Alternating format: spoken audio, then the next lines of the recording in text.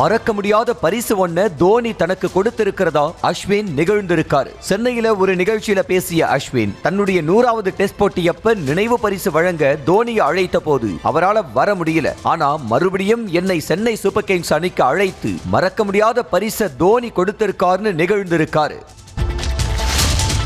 தன்னோட பந்து வீச்சு டெஸ்ட் கிரிக்கெட்டுக்கு பொருத்தமா இருக்காதுன்னு தமிழ்நாட்டை சேர்ந்த வருண் சக்கரவர்த்தி தெரிவிச்சிருக்காரு. சாம்பியன்ஸ் டிராபி தொடர்ல சிறப்பா பந்து வீசி அனைவரின் பாராட்டை பெற்ற வருண் சக்கரவர்த்தி டெஸ்ட் கிரிக்கெட்ல விளையாட தனக்கு ஆர்வம் இருக்கணும். ஆனா அந்த போட்டிகள்ல 20 to 30 ஓவர்கள் வரை பந்து வீசணும். அது தன்னோட பவுலிங்க்கு சரிப்பட்டு வராதுன்னு தெரிவிச்சிருக்காரு. அதனால 20 மற்றும் 50 ஓவர் கிரிக்கெட் போட்டிகளை மட்டும் தான் கவனம் செலுத்த போறதாவும் அவர் சொல்லி இருக்காரு.